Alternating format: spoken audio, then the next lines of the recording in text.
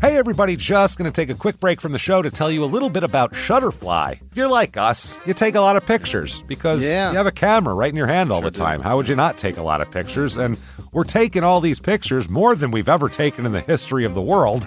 What are you going to do with them all? That's the thing. You used to get a solid picture, and then you'd look through them, and you could enjoy them. Now they're like back on your camera roll. You can't even find them. You don't want that. That's why the cool thing you need to do, and what I did, and I think it's pretty cool, is create a Shutterfly photo book. Oh. What I did, and you're going to enjoy this, Jimmy, because I haven't showed this to you yet, but took all of our pictures from being on tour this year. Oh. All live show pictures, us backstage, us on stage, doing all that stuff, and like some of the, just the venues and things, and made a little photo book out of that. Also, they have free 24-hour designer service as well.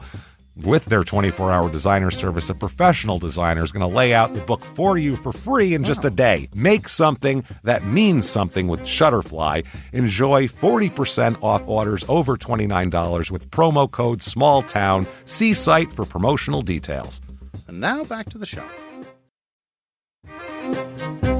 Hey everybody, just going to take a quick break from the show and tell you about Noom. Has Noom helped you? I believe it has. Oh, that's got an app. You can do tracking. It's terrific. It does. Noom builds personal plans that can meet individual needs. That's the thing. Takes into account any dietary restrictions, medical issues, other personal needs. That helps build a plan that works for you. And yes, so I know that you've had your own personalized program here that you've been working on.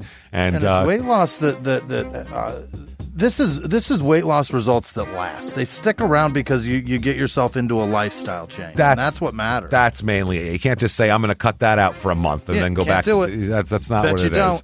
So I'm glad it's helping you. That's great. And it really does. I like the psychology and biology-based approach here. Noom Weight uses psychology. That's why they say losing weight starts with your brain, but it also takes into account your unique biological factors, Jimmy. All of your multitude flora and fauna that goes on inside of you there. Sure, Stay focused on what's important to you with Noom's psychology and biology-based approach. Sign up for your trial today at Noom.com. Noom.com, Noom.com here. Based on 3.5-year study of actively engaged Noom users with minimum starting BMI of 25. Individual results may vary. Visit our website for more information. In the depths of an Atlanta forest, a clash between activists and authorities ends in tragedy. I'm Matthew Scher, and on my new podcast, We Came to the Forest, we expose the hidden truths behind a shootout that left one activist dead and countless lives forever changed. Binge all episodes of We Came to the Forest ad-free on Wondery Plus. This week, we check out the tiny town of Ovando, Montana, where one drifter came through and changed everything. Welcome to Small Town Murder.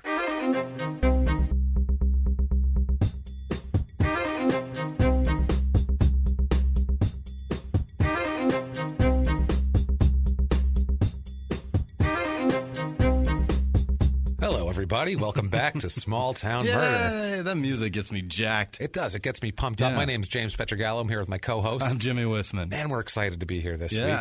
Thank you guys so much for everything this week. Your iTunes reviews do not go unnoticed. No. Thank you, thank you, thank you. We've really kind of blown up a little bit this week. It's pretty cool. Say. We were, just a quick thing, we were as of this morning, we were in the top 200 total of podcasts. Worldwide, or of iTunes US, wide. In the U.S. on iTunes, which is absolutely bonkers. Yeah. We are above shows that we thought were cool shows when we started. We still think are cool shows, but it's just, thank you guys so much. Honestly, it's not a brag thing. We're just really want to thank you guys because without you did it. Yeah. We're just making the show, and if none of you cared, listened, reviewed any of that stuff, we would just be doing this anyway for ourselves. Well, but maybe, probably not. I'd probably be just dead by now of a puddle of sadness, depression and sadness. But thank you guys. If you haven't done it yet, please get on iTunes and give us 5 stars. Doesn't matter what you say. We don't care. Say, I like clouds when they're dark and gloomy. Right. That would be nice. You can say that, and we'll go, we do too. Yeah. That's fine. Makes me feel like a normal person. Absolutely. But it just helps us on the business end more than you could possibly imagine. And hey, if you love us even more than that and you really want to show how much you love us, you can get on patreon.com/crimeinsports, which is our account for our other podcast, Crime and Sports, which you should be listening to. You don't have to like sports. It's mainly crime. That's like if you were listening to this show and you went, I don't know, I don't like towns. You know what I mean? It's like, it doesn't matter. It's about the crime. White towel. So check it out. Do that, and you can get on there. You can make a donation to us, and if you feel like it. If not, no worries. Sit back. Do the iTunes review. Yes, do the that. iTunes review, but sit back and enjoy the show. We have a doozy for you this week. Terrific. Recovering still from Matthew Cushing last week and his a monster. His fiery, monstrous, flat affected ways. You know what I noticed the week before, though? The guy, the psychopath that kidnapped the girls. Yes. The 2 weeks before, because it's a two-parter. Yeah. The man, he had a stop number of 26. 26. And if you add those two girls' ages together, you get 26. You get 26. Yet he did not stop. He didn't stop. No. He deserved everything he got from the legal system. He did. He deserved more, probably, honestly, I think. That's like unbelievable. That's one of those, like we always say, we're not big death penalty proponents, but if you're going to do it to anybody, like that might be the guy. Just a hint, nudge, nudge. It doesn't even have to necessarily be a death penalty. Just zip a zip tie around his neck really tight and That's walk fine. away. You did nothing. You did nothing. That's what he said. Yeah, that was nothing. Right. You don't have to do anything. It's his exact words. You just Zip tighten it up and you go. That's it. And So, the next week we have a guy that.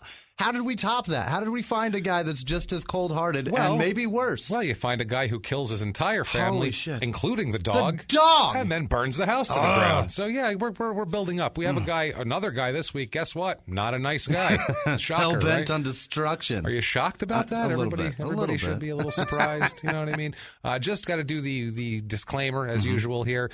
Just to let you guys know, this is a comedy podcast. We're comedians. All the facts are real. Enough. Research is real. Facts are real. Everything like that is real. But we do make jokes. Yeah. We never try to make them, and we never do make them at the expense of the victim or of the victim's families. No. We're not into that. We're not jerks that want to make fun of horrible things that happen to people and the people that they happen to. Right. What we do make fun of, where the humor comes from mainly, is we make fun of the small town that we talk about first. And you know what? I don't care if you're offended by that because we're all from shitty small towns and they're all shitty. So when you're in the town, you make fun of them. And maybe your big town sucks too. It does. Most towns There's a lot of suck. places that just are no fun to be in. There's like 4 places that are good. Everything else sucks. So relax, okay? You know what I mean? Calm down. And usually it's a bumbling police force or the criminal himself. Who, sorry, we don't feel any mercy for these people. So Zero. You know what? What the hell? We're going to do it. But if that's all good with you, great. Yeah. Climb on board. We're we happy go. to have you. If you think that true crime and comedy never belong together, leave. Unsubscribe, please. You don't need Thank to be you. here right now. We'll shake hands and we'll say, great to meet you. Have a good one. Happy trails. Been a nice day. Been a nice time, but we are going to get into a horrible thing that happened in a dumpy small You place. go your way, we're going to go have fun. Let's do this. Let's do it, everybody. Our town this week, Ovando, Montana. Ever heard of it? No. No, neither did I. Didn't know this place existed. I think you could be in Montana, pretty close to it, and you still wouldn't know it existed. And we'll tell you why That's here. always nice. Absolutely. If you're not from the U.S., Montana is up on the Canadian border, in the dead middle of the country, up on the Canadian border. It's cold. It's desolate. It's Marlboro country. It's Marlboro country. There's Marlboro country. It's not. It's a huge state land-wise. It's enormous, so big, and there is no people there. No. It's just like it's so cold and the open. only town I've heard of is, I think, what's the capital? There's Helena is the capital. Helena, you got it. That's That's the one I was going to say. Billings is a town I've heard Billings, of. all right. I Outside got 2 of that, now. I'm done. Helena, Billings, Missoula. Everything else, don't know shit. Ovando is in the western central part of the state. So it's not even like on a border of anything. It's just there, stuck in the middle of this western part of this huge state of nothing. Almost to Canada. That's the good news. It's close. You're almost to Canada. You're also almost to Idaho. So I don't know what that means, if that's a positive or a negative. Sometimes not positive. No, it's in Powell County, and it's actually high because there's mountains around there. This is a mountainous part. It's where the Rockies kind of most of Montana Montana is pretty rocky. Yeah, I think it gets flatter toward the eastern part of it, but it's 4,088 feet elevation. Oh, so that's pretty high. That's almost mile high. Getting Get up yourself there, a nosebleed. Yeah, 1,000 feet short. Zip code 59854, area code 406. It's a small town in terms of in size. It's a 9 square mile town. Oh, it's a pretty small town, but I'll tell you where it is too. It's 75 miles northwest of Helena, which is the capital. Okay. So that's, if you're looking on a map, the one dot in Montana will be Helena because that's the capital. They have to show you that. Right. It's around there within 75 we had a miles. legal obligation or some shit to show that. Just to show what that is. The population of this place, smallest we've ever had, by the way. Population, 9 square miles, population 80. Holy shit. 80. How do you even call that a town? I can't even fathom 80 people. Like when we do the stats, and we're like, The 3% of this, that's like 4 people. Like I think I've got 80 people that live on my street. That's what I mean. That's crazy. Think about this. Think about like we're comedians. We do. If 80 is like a shitty Thursday night crowd where we're like, oh, this is disappointing. That's 80. That's the whole town showed up. And we're like, oh, this sucks. You're just looking out going, fuck. I'm going to have to make the energy tonight, We're aren't I? failures. Shit. Yeah, this headliner is going to be, ooh, boy, I don't know if he's going to be pissed. I don't know if he's going to be coming back next year. Somebody's not bonusing this weekend. No, I would say not. You got Thursday, got to get it in early. But in a town of 80 people in Montana, you can guarantee there's still a country radio station on that dial. I'm sure there is. I'm sure there is. There's probably several. It could be just some guy in his house with a tin can coming out broadcasting to a few pickup trucks in the area. I'm not sure. All Clint Black all the time. Yes, and we're ignorant of this town, obviously. I know I've read this and we're going to get into it, but obviously we don't know a ton about it. But 80 people's 80 people. This is a tiny fucking backwoods town. Yeah. Sorry. I dare you to tell me this is a sprawling metropolis and it's just as fun to live there as it is to live in New York City. This is Challenge me. Tiny. Yeah, this is a backwoods hole is what this is. The area itself has been inhabited by people for over 14,000 years. I like that you said inhabited. As if it's like there's a problem. It's been inhabited. They're ruining everything up there. I don't know. But 14,000 years there's been people in this area. So that's, we're talking like this is way back. Yeah. This is picture 14,000 years ago. Crazy. That's 12,000 years BC, basically. That's how long people have lived there? That's how long there's been people there. Thought to be first populated by the Kootenai peoples, which were, I think, they came across the land bridge. Yeah. Literally, like that's literally what we're talking about here.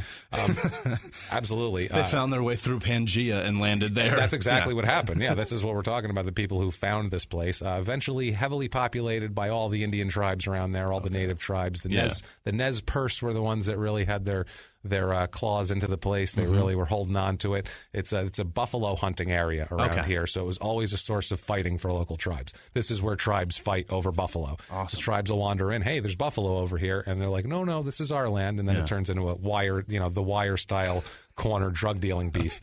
Like Meriwether Lewis, actually, of Lewis and Clark fame. On the way back, he went to the Pacific, and I believe Clark went on a boat around, and Meriwether Lewis came back through land, and he actually stopped here. Why would he do that?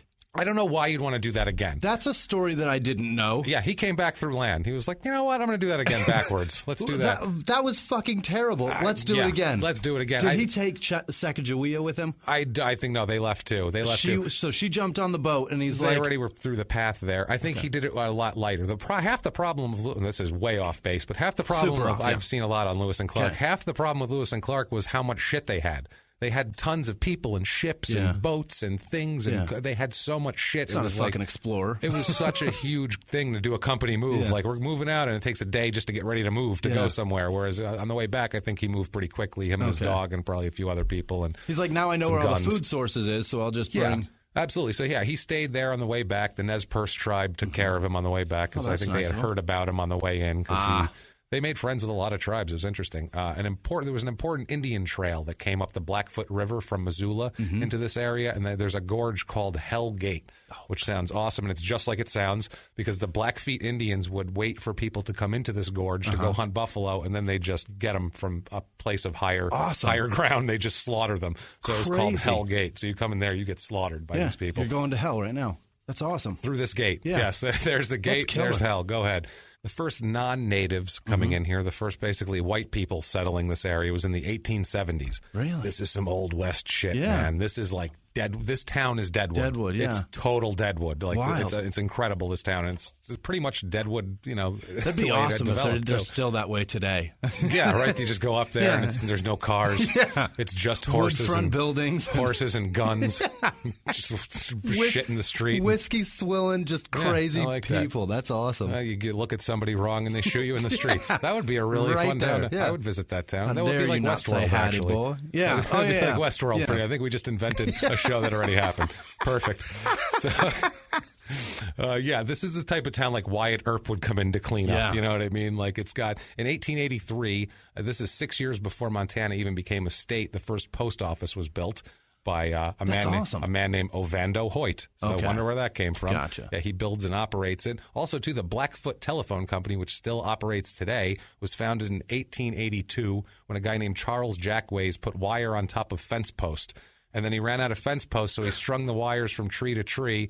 And then when there was no trees, he'd use an old rubber boot to pin it to. The original telephone pole. And that's, absolutely. That's where it came. Awesome. And that became a telephone company that's still in operation. So I guess get some ingenuity I like that there. he gave it his first name. Yeah. I think that's pretty cool. That is cool. Rather than calling it Hoyt, Montana. That sounds terrible. You also had to, there was some negotiating to go with the name. They originally wanted to name it something else, and they decided that this was easier because it was a more complicated name. So this was like whatever the compromise that was come to was Ovando. It's a good name. It sounds okay. It sounds like a town, I guess. It's something that nothing else is named. Yeah, that's true. And who the hell names their kid Ovando? What a terrible name. This is pretty 1830. Who the hell knows? I'm sure it has some biblical significance that I know nothing about because I'm ignorant to that shit. Horrible name, though. Absolutely. Now, the town at this point, it's bustling. Stores, saloons, barbershop, drugstore, hotel. It's Deadwood. Picture the street on Deadwood on the HBO show. That's what it is. They're waiting for the railroad. There is rumors that the railroad's here. It's not oil. They're not looking for oil. They're waiting for the railroad to come through town. So they're basically just sitting here going, that railroad's coming soon. Then everything will be better. That's what everyone's still doing. Waiting. Let's wait. Yep. In 1919, still no railroad. Oh, no. A large fire in one of the stores basically burns the entire town to the ground. Nice. Minus a few buildings. Between the fire and the lack of railroad at that point, most of the people just left. So they had more than 80 people back then, but they just left. They were like, well, what are we doing here? We're in the middle of nowhere. Now there's not even a store. Right. We got shit. We got nothing. Let's leave here. So there are now still several of the 100-plus-year-old buildings that survived the fire that are still there now. Wow. Which is pretty cool. There's a trading post and a few other things. They look awesome, too. Yeah. Like, this is a place where if you were driving cross-country, you'd want to stop in this town to be like, this is... Just for the touristy shit. And be like, how is this still here in... Yeah. Right. This is some crazy old west town that's barely survived, and it's like a ghost town kind of, but not really. It's a functioning ghost town. It's basically what it is. In 1990, the population was only 54. Wow. Yeah, it's up 48% since then. Bustling. 26 people have raised it that much. It was up to 71 in 2000. Wow. Now it's up to 80. They are growing. I'm telling you, this is growing. There's 9 people per square mile. So that's just spread out. That's fantastic. I can't even see that guy over there. That's 91 is average in America. So wow. Yeah, it's a lot more males than females. 56% male, which is way above it's usually the average is 51% female. Right. So that's out of whack. Median age in this town.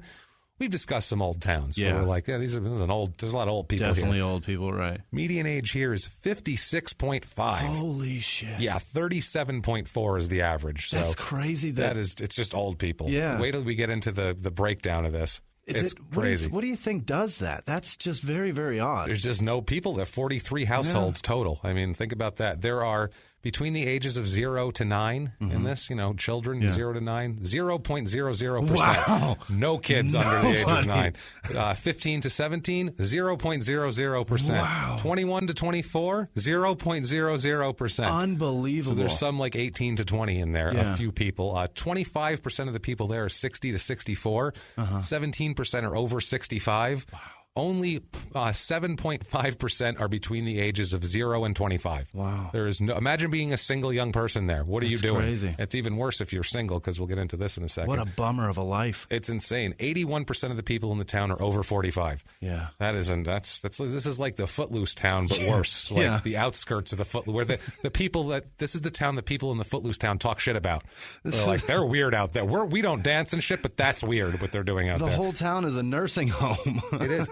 It's 80% married people, which is 50% is the average. 20% are single. So, I mean, you're screwed if you're a single person. Yeah. 0.00% widowed. So no one there is sad about a dead mate, I guess. That's good.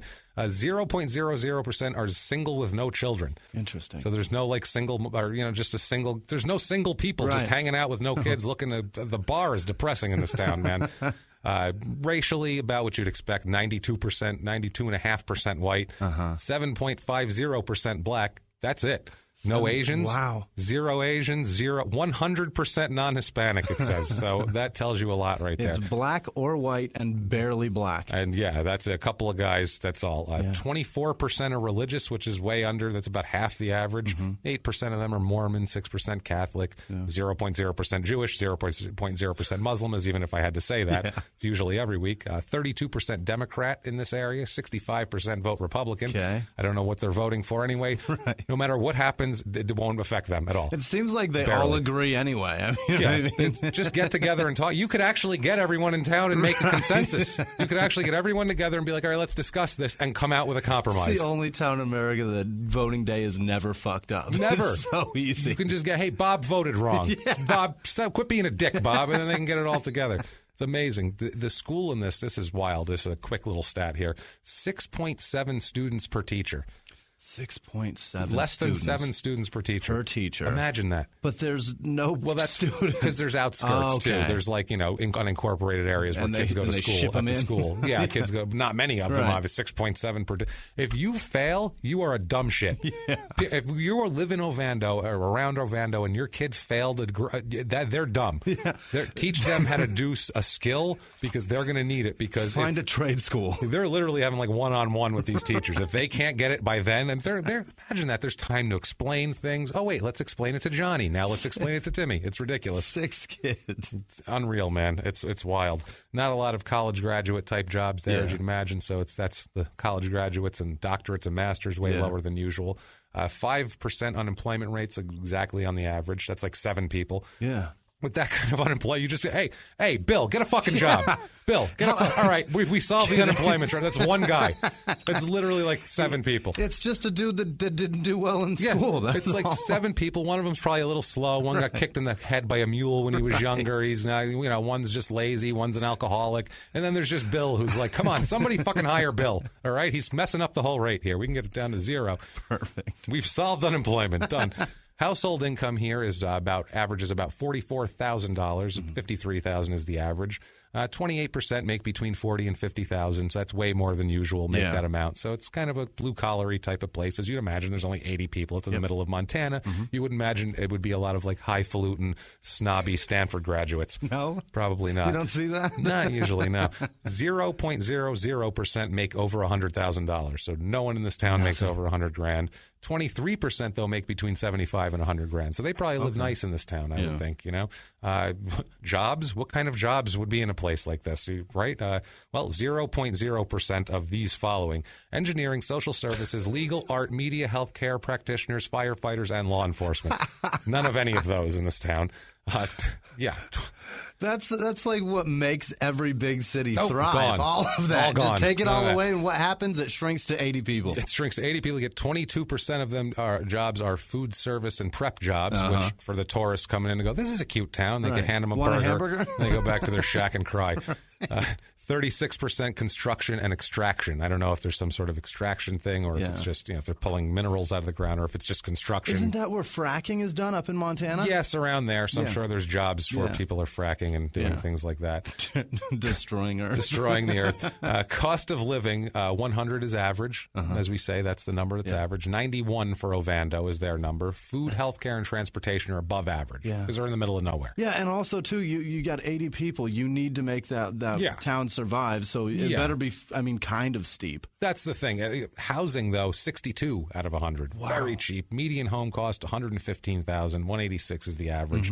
28% of homes are vacant vacation homes, too, because people come up in the mountains. And people vacation there? They vacation. They go, this is like your outdoorsy people. They go hunting. They do things like that. Or people live in a shitty or smaller town somewhere else, and they're like, let's go to the big city. Let's go to the big city. God, on our way to How Ovando. much smaller could it be? How much smaller? 17% of the homes are regular, just vacant, just nobody cares who wants to live there. It's 0% of the houses are over $400,000. And if we've convinced you that Ovando is the place you need to be, there's not a single house over $400,000. It's nothing. I love it. Here it is, the Ovando, Montana housing report. We got it. If you're looking for a 2-bedroom apartment, I don't know if they have any, but it says the average cost of one here is $658, which is about $400 under the national average. 3-bedroom, 2-bath home that I found that's 1,900 square feet. Yeah. It's on 505 Main Street. Oh. It's a really pretty house. It looks probably like the main street. That's it. And it looks like it's one of these houses where it's like nice on a main street, really nice looking house for $205,000. Wow. That's like the nicest house they have in town. It probably is. It's beautiful. I found a 4-bedroom, 1-bath. 2,200 square feet for $149,000. Nice. It was a nice looking house too. I was like, well, I might go there. Wait, never mind. Yeah, that's 80 people. So. I mean, I could get in a group of 80 people and not like 60 of them. Oh yeah, you're going to not like 75% of the town, which you wouldn't like 75% of people in the city, but you just know all those people you don't like. There'd be less of a chance to meet some people. It's a numbers game. It's a numbers game. If you just want to get a tent and put it up on a 34-acre square lot, there's one available on 725 Hobby Horse Trail for $158,500.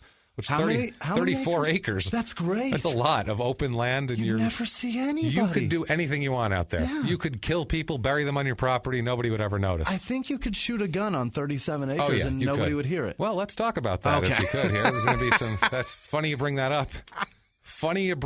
Hilarious. The crime rates here, we'll do quick. Property crime, burglary, larceny, theft, slightly above average. Okay. Violent crime, murder, rape, robbery, assault, as we always talk about, just a touch above average. Okay. So I don't know what people are doing. You would know hey, Bob punched me, or Jim stabbed me. You would know these things. Bob didn't get a job, and he raped my wife. And he raped my sister. Yeah, I was going with sister. I don't know. You went with wife. I don't know. It's fine, but I'm not married. That's probably why. So. It's just a woman. It's a woman. He raped one of the very few women in this town. He raped him. He raped one of the 43% of the women in this fucking town. This is terrible. So let's talk about one guy who found out about shooting guns on a huge area here. It's Terry Allen Langford. Okay. He is not a nice person. We'll find out why. Okay. He's born in 1967. By all accounts, he grows up in North Carolina. Don't know what he's doing now down there. Doesn't have much of a criminal record as a young person. Yeah. He's arrested in his late teens, 19 or 20 in North Carolina. As we are. As people want to do. Yeah, that happens. He ends up being on probation. This was for forgery and tampering with a vehicle. So we don't know what he was doing. He could have been messing with a temporary plate or something like that. The details of it, it's from the 70s in North Carolina. Yeah. I do my best with the research, but that's a little extreme to find that. It's a minor fucking violation anyway. It could have been.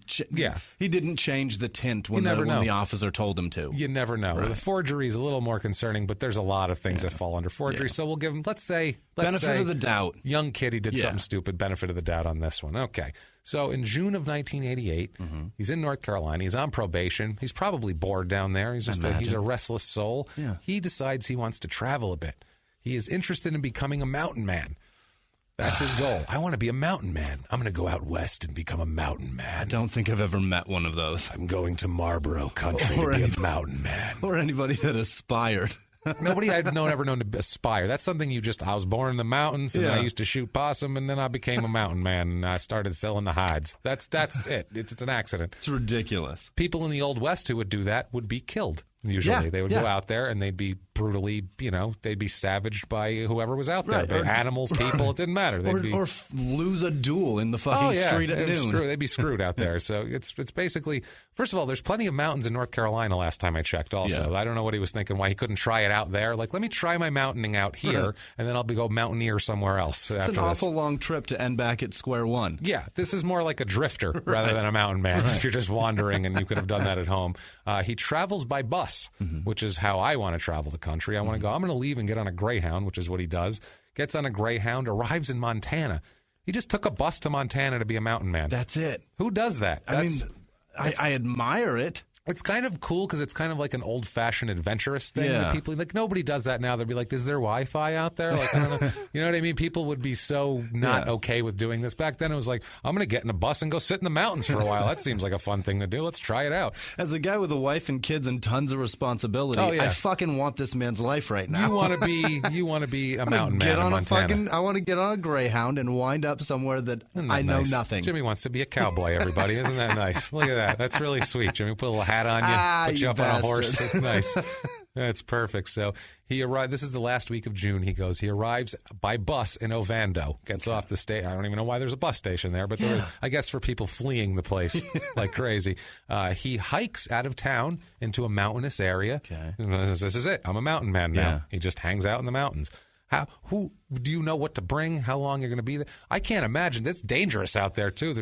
What the fuck, man? What are you thinking, bro? Like that's all I have to say. What are you thinking? Why? I mean, why? When you end up there and you look at your supplies, you Yeah. I don't care how prepared you were. When you get out there with all your supplies, you go, I wish I would have brought some other shit. I could have used some other shit. I wish I would have investigated this a little better. He's just some redneck from North Carolina that's like, I'm living in the mountains now. Whoops-a-daisy. Fine. So he hikes outside of there. He camps out for a few days, like his little mountain man fantasy camp. And I don't know what happened, if he got bored with his mountain fantasy or if he just was curious or if he decided, shit, this isn't going to work out. I better do something different. But he eventually finds a property. And wanders onto this property. It's a property of a rancher couple.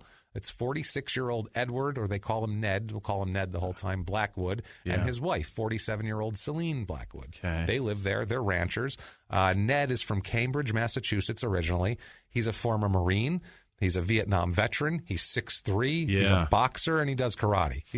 And this guy is like Mr. Like, this is so funny. It's like a 70s, 80s fantasy, this guy, because listen to what he does. He went to Stanford University, and now he's an outdoorsman, hunterman, fisher, rancher, all this shit, right? He's a fucking man, this guy. Yeah, he's a man's man. He's a man's man. He absolutely is.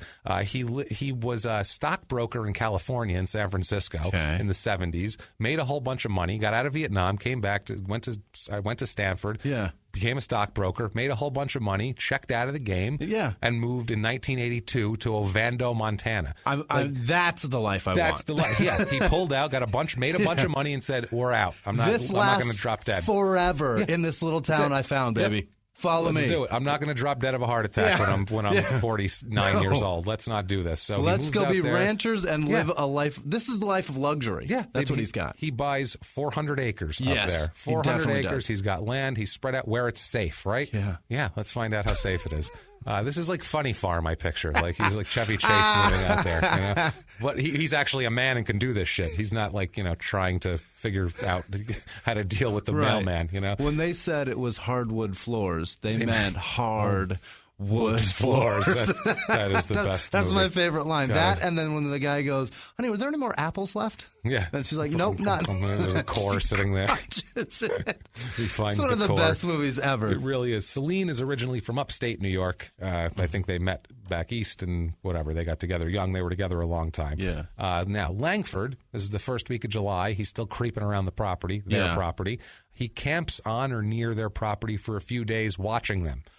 Or stalking is what I like to call it. He's stalking them. That's where I was going with that, too. Stalking. This is it. Now you have a drifter stalking you from the woods. They could sure use a yellow dog at this point. Yes, they could use a yellow dog. This is what scares me about living in a town like this, because right now I have a wall around my house, like just a regular block wall like everybody has in Phoenix, and I can tell if someone is stalking me. I can just see it. They'd be over there by the shed, or they'd be over here by the front gate. There's nothing else there. And with 400 acres, and you've got a house with lights on at night, you're sitting on the porch talking to your wife, drinking a coffee or smoking a cigarette or whatever.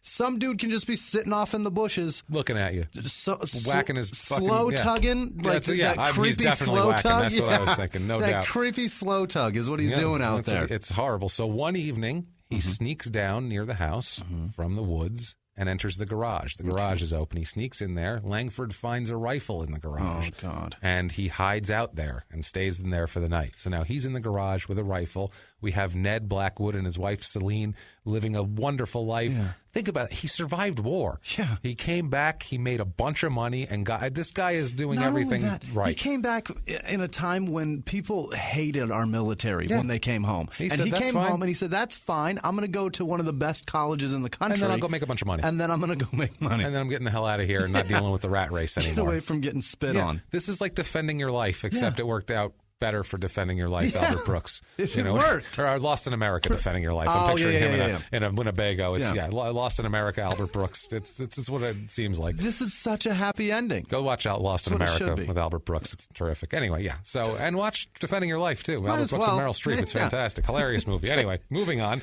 And find Funny Farm when you're done. And find Funny Farm. Just watch all sorts of 80s movies. Just go home and watch 80s movies, because that's what we know. Make a Friday out of it. Now, skip ahead. This is on like July 2nd. He's stalking. Let's skip ahead to July 5th. Okay? Let's skip ahead to July 5th. And on July 5th, Friends of the couple haven't heard from them for several days. They blew off 4th of July plans. Nobody does that. Nobody does that, especially not up there, and especially not Ned. Ned is a solid guy. Ned says he's going to be there. He's probably the guy with the little blowtorch lighting off the fireworks for the kids, for the 2 kids that are there. Maybe not, because it may remind him of some shit. No, I think he's okay with it. I think he's overcome it. He's gone to counseling. You might be right. I think Ned is good. But by this time? They know that Ned is good. Yeah. They know he's going to be there if he says he's going to be there, goddammit. Yeah. So Powell County Sheriff Dave Collings heads to the home because he's going to check this out. That's his goddamn job.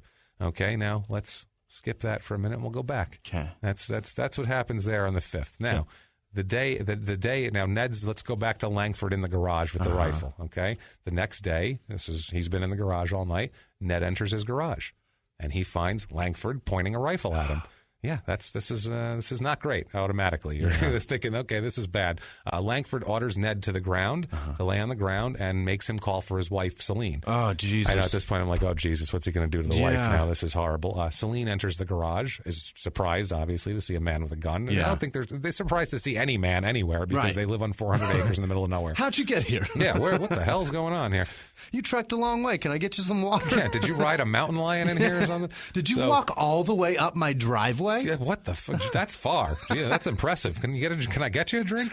So Celine enters the garage, and Langford orders her to the ground also. He takes his time. He doesn't know what to do here. He has them both on the ground. He hangs out for a minute trying to figure it out. After a while, Terry Langford here, he orders Celine up off the ground. He makes her tie up Ned, tie up his hands, and then orders them both into the home's living room.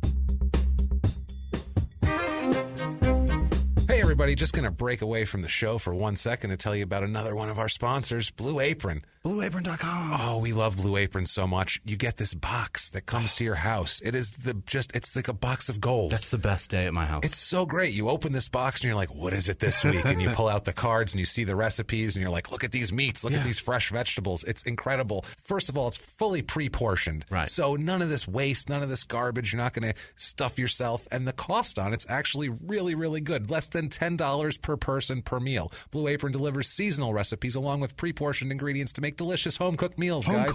Home-cooked. They send everything, every little spice. Do you have saffron in your house? I bet not. But if the recipe calls for saffron, there will be a little tiny baggie of saffron. Do you have a little bit of honey? Just enough honey? Just enough? I doubt you do. Soy glaze, guys? I have soy glaze in a little bottle that I'm going to put on something this week. I have soy sauce, and that's not going to be a good glaze. It's the best. So you can customize your recipes each week based on your preferences. Each meal comes with a step-by-step, easy-to-follow recipe card, pre-portioned ingredients. Like I said, every meal can be prepared in 40 minutes or less. Blue Apron's freshness guarantee promises that every ingredient in your delivery arrives ready to cook, or they will make it right. Check out this week's menu and get your first 3 meals free. With free shipping. Free shipping by going to blueapron.com/small. You will love how good it feels and tastes to create incredible home-cooked meals with Blue Apron, so don't wait. That's blueapron.com/small. Blue Apron, a better way to cook. And now back to the show. Let's go inside. Let's not do this in the garage. Anyway, Let's figure out what we're doing inside. He puts Ned in a chair and he ties him up to the chair. So he's got Ned sitting there in the chair. He has Celine lie down on her stomach on the couch. Yeah. Luckily, it's not exactly what's going to happen, what you might think would happen in this situation, judging by our show and what goes on it. He ties Celine's hands and feet together behind her back, hog ties her basically. So that's scary. So now they're in the house. Perfect life, and now they're in the house. One's tied to a chair, one's hog-tied on the couch. Prisoners in their own place. Prisoners in their own place with just a drifter who wants to be a mountain man, who is, he's 21 years old at this point, too. He's some kid. Holy he's born shit. in 67. This is 88. He's a kid, man. He's a child. He's a kid. Yeah, he's a kid. Some jerk off from North Carolina who's like, I'm going to play mountain man. I'm going to get on a bus and go out there and play mountain man. And now he's doing this. Like I said, I don't know. He must have got bored in the mountains. Now, with the couple all tied up, Langford relaxes. Cools out, talks to them for a few hours. Wow. Just hangs out in the living room with them. Like small talk. Maybe he just needed a friend. Yeah, that's what I'm thinking at this point, he was too. Just I'm lonely. Like, maybe he's just lonely and he thought he could have just went up and said, hi, I'm passing through and then talk to people. I'm sure up there that's considered okay and normal. You I'm could sure do they'd that. appreciate it. They'd probably be like, they hey, haven't come on seen in. many people in a while either. They'd probably offer to, I don't know, water his horse or whatever they did in an old Western movie, whatever when Clint Eastwood would ride up onto somebody's property. So he chats with Ned about his background. They talk about the Marines. Just chit-chat. Just do you watch Cheers this week? It's wild. Just chit-chat, ridiculous. Langford asks Ned if he has any more guns. Ned does, of course, because he lives on a ranch in the middle of nowhere, and he's a former Marine, so you can bet he's got goddamn guns. Terry goes into the bedroom where Ned said they were and takes 6 more guns. Holy shit. 6 more. There's some handguns. There's some rifles, mostly handguns in here. I'm kind of surprised that he wasn't carrying one, be honest with you. Being in the mountains like that. I don't know how you would be in there with all the animals that must be up there. You There's left no your safe house to go to the shed. There's no people. Carry a pistol, sir. I would think so. Maybe that's why he was down there. Who knows? I would he was probably, like, I need something. if I lived in a town like that, I might clear every room I go into. Yeah. That might just be my fucking habit. Looking for bears. Yeah. You know what I mean? You gotta go out to the garage. I'm going to clear the garage before I go in it. And if he did need something, he could have gone in the garage. He found a rifle. No one was there. Could have taken it, went back in the woods. There you go. Now you got a gun. Nobody's hurt. Everybody's fine. So anyway, Langford hangs out for a while more. Still more chit-chat, just engaging with the couple. Crazy. Then out of nowhere, he shoots Ned in the back of the head with one of the handguns. Oh, my God. He dies very quickly, Ned. Of course. It's a one shot, back of the head, never saw it coming. He was just behind him. They were talking, and all of a sudden decided, I'm going to unload this on him. Jesus. One shot. So then he moves along to Celine, who's obviously a little frightened now at this point. He shoots her in the side of the head.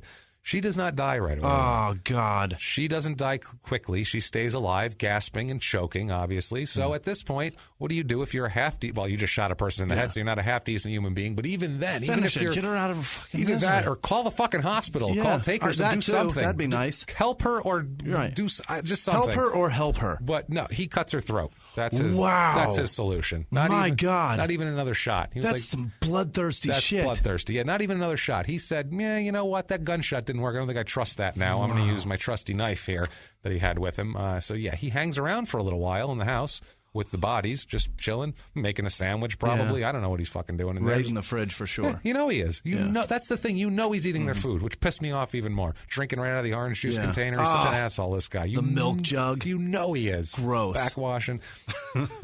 He takes their money out of their wallets. He drops the rifles, takes the handguns, takes all the handguns and some other items that he finds around the house that he was fancied, apparently. He loads them all into a blue athletic bag, like a duffel bag, and he takes off. He steals their blue pickup truck and drives. And he's gone. The cops know nothing. Yeah. They don't have any idea. They don't know who Langford is. They've never seen him before. He came into town, went in the woods, killed them, took off. Right. What's he doing? Now we have a quote from Sheriff Collings on going into the house. This is, imagine being the guy finding this. Walking into that? And they all know each other, too. Everybody knows each other here. Yeah. So he says, quote, I remember thinking going through that window that this is going to be bad. Even at that point, a case like this taps out a small department's resources. That's a pretty helpless feeling. So he's going, if this is bad, we can't even help. Right. We don't even know anything about it. So that's July 5th. The sheriff, like I said, it was called because the friends said they didn't show up. Sheriff Collings finds the Blackwoods. Ned shot in the back of the head. Celine face down on the couch with her throat slit and a gunshot wound in her head. He sees their truck is missing. Yeah. So, that's curious. And it's been a couple of days since it happened. Like... Yeah. I don't know if you know how fast a body decomposes. It's bad. So fast. It's so fast. And when there's a wound to it, the wound fester and it opens.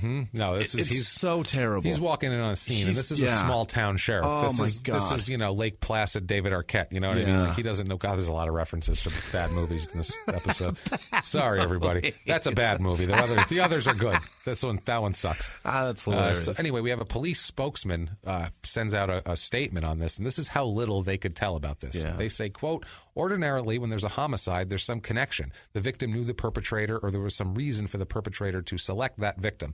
So our investigators were busting their humps trying to find everybody the Blackwoods had known and done business with, and it was just leading nowhere. We just weren't coming up with a path to any leads.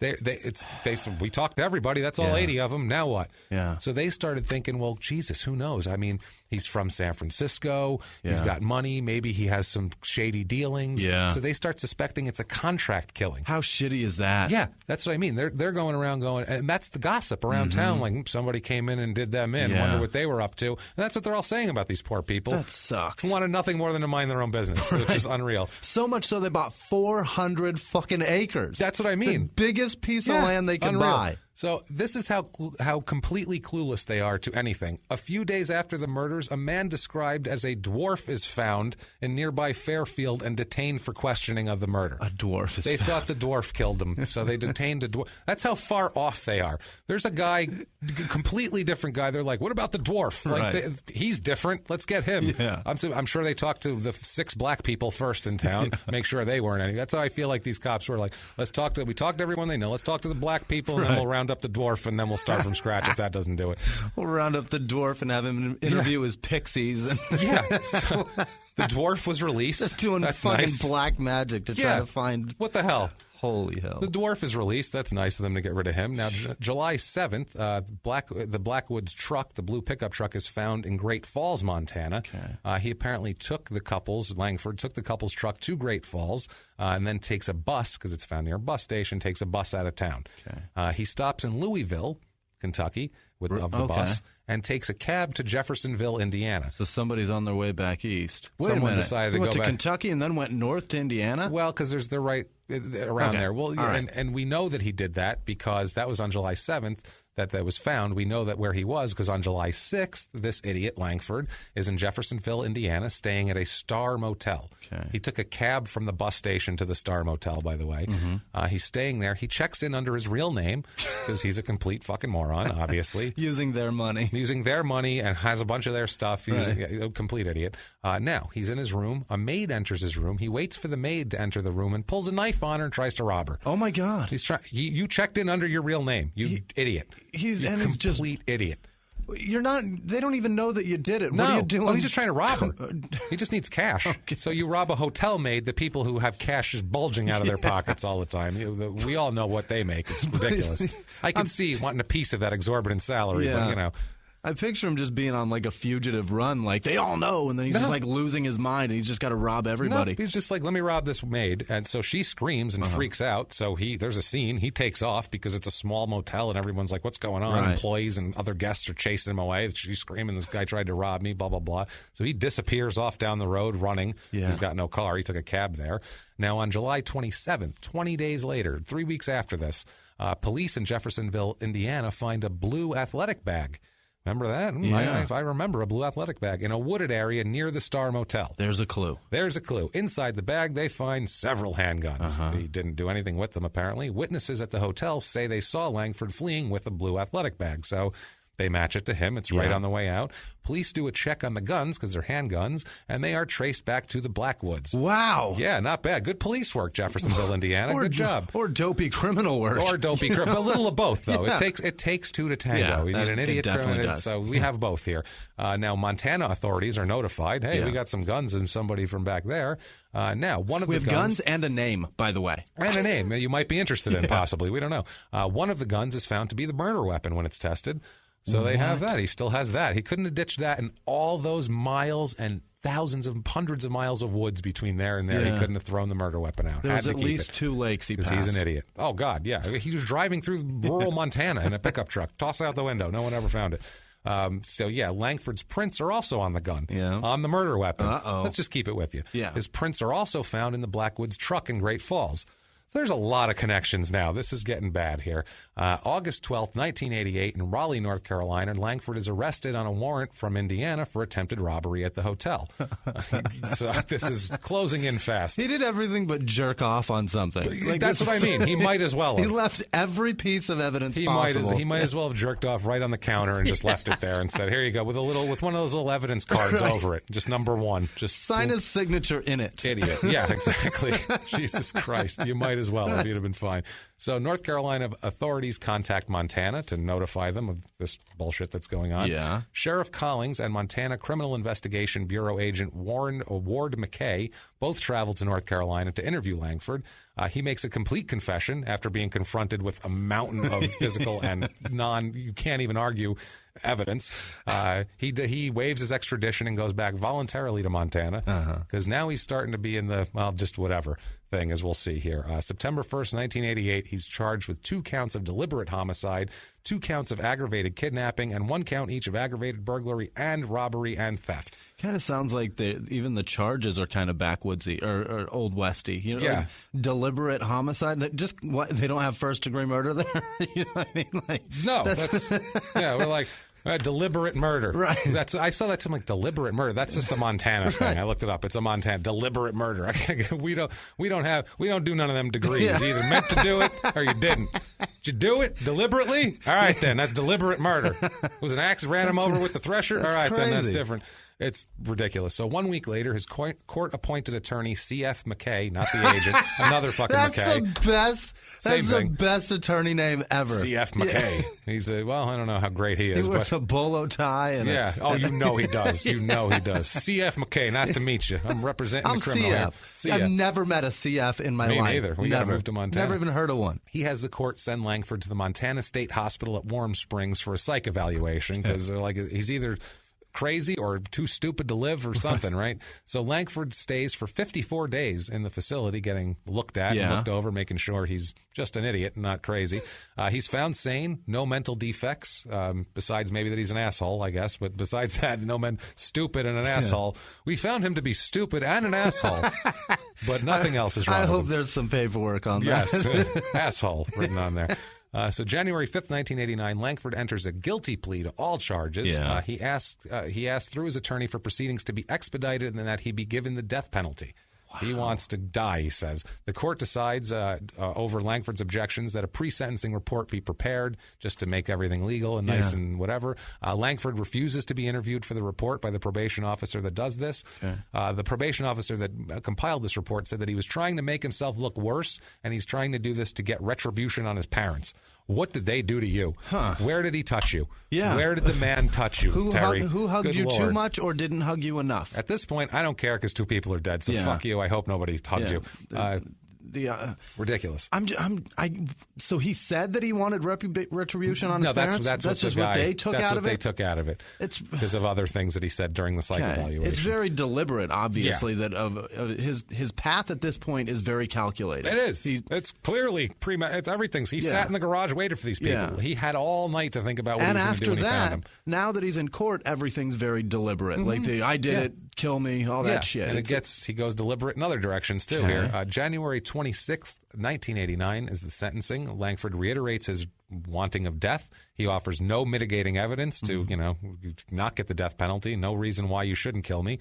They go over his criminal record, which was nonviolent and brief. That's usually a mitigator. Right. But Langford says that he regularly used hard drugs, but he wasn't on anything during the murder. So he's like, no excuses. I like drugs, but wasn't doing shit during the murder. I just wanted to kill somebody. I got nothing. Yep. He denies trying to get retribution on his parents. He wants death over life in prison. That's what he says. He knows he's getting one of the two. Tells the judge that he would kill again if provoked, and has no remorse whatsoever. Wow. So he's looking for the death penalty. Court decides on death for using the aggravators of using a firearm and the fact that he killed 2 people in a scheme to rob. That's aggravating factors that causes that. Court said they quote searched the entire record for a mitigating circumstance to sufficiently substantiate to call for leniency for this defendant, and there are no such mitigating circumstances. He said we looked for anything that was. We tried so fucking just hard. Anything to just sorry, you're irredeemable. We apologize. Court found his chances for rehabilitation were quote virtually non-existent, which I would agree. He is sentenced to 100 years for the other counts, and then he is sentenced to, I guess what he requests, and as his death firing squad. Hanging. What? Hanging. Judge says, you know what? You got it, pal. Let's string this fucker up. Let's do it. Get the highest tree. Yeah. Let's do this shit. So let's do an old-fashioned Old West hang. This is some Old West shit right here, goddammit. We're happy. We're Fuck doing this it guy. in town square in public. Fuck this guy. So he says he wants to die in the most painful way possible, which I would assume hanging would do it. Now, July 12th, 1989, Langford's appeal is filed with his attorney now stating that he's changed his mind. Yeah. Changed his mind about the death penalty, wants to pull back his pleas, just changed his mind about everything. Can we redo the whole trial? I was just doing some thinking. I don't know if they got this guy on some antidepressants or something. He's like, whoa. I said, what now? Jesus Christ. So August 13th, 89, Langford fires C.F. McKay. He says, get that bolo tie out of here, and he hires Michael Donahue, or doesn't hire him. He's subbed in as the public defender. This guy's a destitute piece of shit. That's if somebody gets the tag. That's it. So October 12th, 89, Montana Supreme Court sends the case back to the district court, allowing Langford to file a motion to withdraw his guilty pleas, claiming ineffective assistance of counsel and several other things. That's why he fired the guy.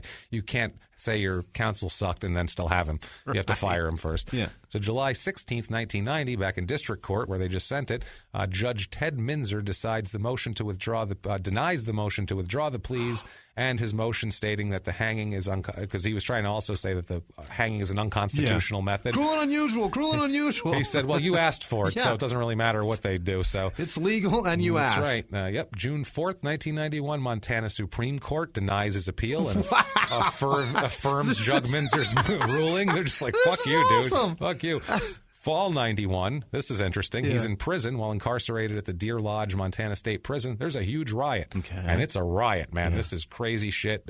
He's awaiting the appeals process at this point. Riot's huge. Prisoners took over the entire maximum security building in the northeastern part of the prison, which is nuts. I mean, I don't want guards ever to get hurt. No. Yeah. But seeing those videos, bro, I'm like, crazy. Yes, keep going, fellas. They got into protective custody and killed 5 of the prisoners that were in there. So, they used this as a way to get back some grudges. Eventually, armed officers with tear gas retake the building. Thank God. Officers were found to use excessive force in the hours after the riot. Good. Normally. Who cares? It changed actually how Montana prisons operated because they said the causes of it were a lot of they weren't very good with security. Yeah. They were just letting in weapons and shit like that. And a lot of the employees were also on the payroll for people bringing stuff in and getting money and things like that. State ended up spending $2.4 million defending its employees in this lawsuit. So that's a lot for Montana, I would think. Not a lot of people there. Langford was charged with 1 count of deliberate murder because he's one of the people who killed one of those 5 goddamn guys. Are you serious? He's one of the And murderers. he got another deliberate murder? Deliberate. You meant to do it, you asshole. And 1 count of burglary. Wow. What are you taking? Noodles? Yeah. He took some ramen off his fucking cot? What are you taking from this guy? So, 1 kid, we both said that. What are you taking? Unbelievable. So, burglary and deliberate murder. So he's charged with that. He stole a book. He stole a copy of Funny Farm. Yeah, there it is. Funny. Your VHS of Funny Farm's mine now. Langford appeals in February 92, appeals the denial of his appeal. So now we're getting into deep. Here. July 9th, 92, Montana Supreme Court affirms Judge Minzer's earlier ruling, stating that the ruling on the hanging was moot because Langford selected that method himself. So fuck you. It's your pick. String him up. You had multiple choice. You picked the one. You picked the bad one. Sorry. Wrong choice, asshole. You picked all of the above, basically. You just picked whatever. You weren't very smart about that, were you? You did the abacadabra. Bad choice. December 4th, 1992, Langford is convicted of deliberate murder and burglary of the prisoner. So he's given... I love that charge so much. I do, too. Deliberate murder. That's so Everything should be deliberate robbery, deliberate jaywalking. I want deliberate everything. I'm done with degrees also. I don't want any more of them. Was it deliberate or wasn't it an accident? Now we're asking you. Right. Deliberate? All right, then we're going to hang him. Charged with accidental murder. Hang him in the square. Charged with deliberate. That's amazing. He's given 20 years for the burglary and life for murder. For the murder of the prisoner, and he is declared ineligible for parole. So fantastic. Just in case the hanging doesn't do it, he can't leave anyway. In case it doesn't happen. So 1997, after years of appealing on the grounds that the hanging is unconstitutional, that's his big deal. Yeah. That's what he's taken to the Supreme Court of the U.S. That's what he wants to do. The Montana State Legislature eliminates hanging as a method of execution. Damn it! So that means his appeals are completely fucked. Because he doesn't say the court wronged him. Right. He doesn't say that anything else. All he says is, you can't hang me. And they went, well, we're not going to hang you anyway. So he's like, well, shit. What do we do now? Now what do we do? Yeah. So he's totally fucked him, basically. Yeah. Now they use lethal injection. Okay. Now, December 29th, 97, a motion is filed for a stay of execution because he's supposed to be executed in February of 98. We are 2 months away from his execution date. Okay. A motion is filed for a stay of execution because his testimony is needed in court cases where the inmates are suing the prison for the riot shit. Oh, my God. They're like, well, you can't kill him. He's subpoenaed. We need him. They say January... Lucky bastard. No, not that quite. riot is the best thing he did. Well, let's see. January 14th, 98, judge denies motion for stay. They go, you can find that information from other people. We're going to kill this asshole. There was plenty of people there. The yacht witnesses. We're going to kill this dickhead right now. January 22nd, 1998, the Ninth Circuit Court of Appeals refuses to hear his case, and that's like your last step before the Supreme Court. Yeah. They said, we don't even want to hear your bullshit, mister. February 12th, 1998, Langford files a writ with the U.S. Supreme Court to hear his case because he says the 1997 hanging ruling by the legislature eliminates his avenue for appeals and they need to help him. Right. The Supreme Court denies his bullshit and says, you got 2 weeks, less than that. You're going to die on February 24th, 1998, mister. Fantastic. So a week before the execution, he starts telling his aunt, Brenda Prangley, who came up from Atlanta to witness the execution, started telling her again that he wants to hang. Yeah. He doesn't know why they're not hanging him because he felt like his, quote, his crime was so vicious that he wanted to be put out in the same manner that he put other people out. And he did not want to go out easy. You're getting a shot. You're just getting a shot. Pretend it's worse. Right. I don't know. I don't know what to tell you. Pretend it's worse. That's hysterical. He told her, quote, "Every day I lay my head down on my pillow, I ask myself, what happened? Yeah. No shit. What the fuck happened to you, idiot?" So February 23rd. Use your imagination. That's hilarious. Use your imagination. Pretend it's worse. Pretend it's a dick going in your arm or something. I don't know. Whatever you got to do. So February 23rd, 1998, he has his last meal. Oh, these I love. Last meal, I know, I do too. It's so fun. Has fried chicken, mashed potatoes with gravy, and a banana split. That's kind of a weak one. It's a kind of a weak one. He refused a drink. Yeah. What kind of a psychopath? Really? That's how I know he's crazy. I don't give a shit who he killed, what he did. Yeah. He refuses a drink? What kind of sick fuck You're maniac eating chicken. does that? What if it's overcooked? You're screwed. You need water at minimum. He was given coffee and milk in accordance with the Montana State Prison inmate meal policy. So, that happens. Milk. So on midnight, February 24th, 1998, Terry that was... guarantees, real quick, that he's going to be so alert now. They gave he's him on coffee. Well, I don't know if he drank it or not, but he's going to have the itis guts he's going to have the itis from the fried chicken, I feel. He's going to need to shit. Oh, yeah. So February 24th, 1998, at midnight, Terry is asked if he has any last words. He simply replies, no. And they inject him. He is pronounced dead at 12:07 a.m. on February 24th, 1998. Yeah. And if you're curious, the Nez Perce Indians are now down to 3,500 of them left in the United States from that area also. I'm kind of bummed about that. Yes. The town found out about this. They felt horrible about thinking that they got, hitmen put on them. Yeah. And that's Ovando, Montana. What a terrible story. It's a terrible story. It is, isn't it awful? Because it's just so random. Yeah. You live the dream. You go out there. You and the American people from another, like, that's kind of an American thing. Like, we'll get out in the wide open space and have all our own land and do all of this. And then some guy can just wander on your property and kill you. Slow stroke and stare at you and then come get you. And then come get you after a gross, slow stroking in the woods. So, guys, that is Ovando, Montana. That's Terry Langford. That's the poor Blackwoods, old Ned and Celine. Sorry, Ned and Celine. That's a rough way to go out. Rest easy, kids. They got him finally. And there you go. You can now Ned can kick his ass if there's an afterlife. There you go. Kick this guy's ass crossed. now. Yeah, fingers crossed. Now, if you like that, you can definitely get on iTunes. You can give us 5 stars, like we said. That would help us so much on the business end. Also, too, like we also said, patreon.com/crimeinsports if you really want to show your love with a donation. If you want to do a one-time donation, you can go to PayPal. Our email on there or whatever. Sign in for that would be crimeinsports@gmail.com. Yes. Also, too, we are going to do shout-outs in a second. And we'll do shout-outs for people who, do the Patreon, especially any kind of donation. God, I can't tell you how much we appreciate it. We love you for that. iTunes reviews, or if you want to get a hold of us on social media, at Smalltown Pod on Facebook, at Murder Small on Twitter. Yep. You can follow us there. And let's talk about some of the fine people who have done just that, Jimmy. Yes. Courtney Larson, Alex Covington, Rebecca Miles, Hunter Gavers, Mary Elizabeth, Caitlin Power, and Tasha Rossi. All of them donated on Patreon. Thank you all so much. Thank you and so Sharon much. Frankel, too. God, we appreciate it. We can't express to you how much we appreciate it. Thank you. The support that's been offered via Patreon has been outstanding. So thank you guys so much. It really does help. This is a lot of work, so thank you. It really is. Belinda Shreve, Linda Prast, Nora Cheney, Sydney Grace, and Jervis on Twitter. Thank you guys so much for interacting this week. It's been a really great week. It's been fun. Watching us climb the charts and stay on the charts for now 13 weeks. It's been seriously incredible. Dream, guys. And thank you guys are doing it for us. So thank you so much. You're warming a couple of shithead comics' hearts, which is impossible to do. Yeah. We are horrible, cynical, awful people, and we are honestly, like, our whole outlook on the world has changed by how kind people have been. Cold about this black whole hearts, thing. and mine at this moment. A little bit of a gray. A little pink in there. A little pink in gray. A little gray. Oh, that's nice. You're getting there. Also, too, for the people who just don't get it and think that we're assholes for doing this and call us names and say that we're horrible people that are They've done it, this and I'm that. fine with it. Go fuck yourself, because we don't care. Because there's plenty of people who actually are enjoying this and having a good time listening. And so thank you guys. People are helping finance it. Yes. They're financing you hating us, so fuck off. So thanks for being a shithead. The rest of you, we love you. Thank you. Eat lots of dicks. Honestly, guys. Eat from the bottom of my heart. Eat 12 dicks. Just 12 of them.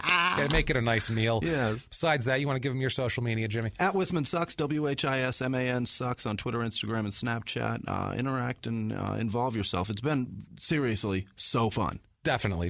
And I am at Jimmy P is funny, or you can get crazy, try to spell my last name, or just do the easy thing, copy and paste it from the show description. You can friend me and say hello. But besides that, thank you so much for joining us, and we'll see you next week, guys. It's been our pleasure. Bye.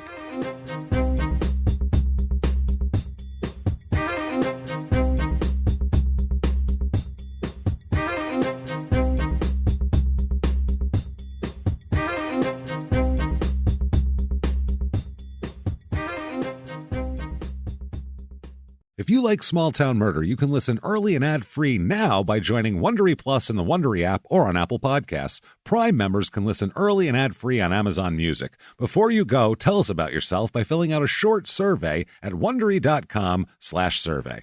In the 1980s, a rosé swept the country. Hey, Mike, I really like this White Zinfandel. Well, good. Now put it down. I'm going to try another one. White Zin became America's top-selling wine. But most don't know that this sweet drink has a sour history.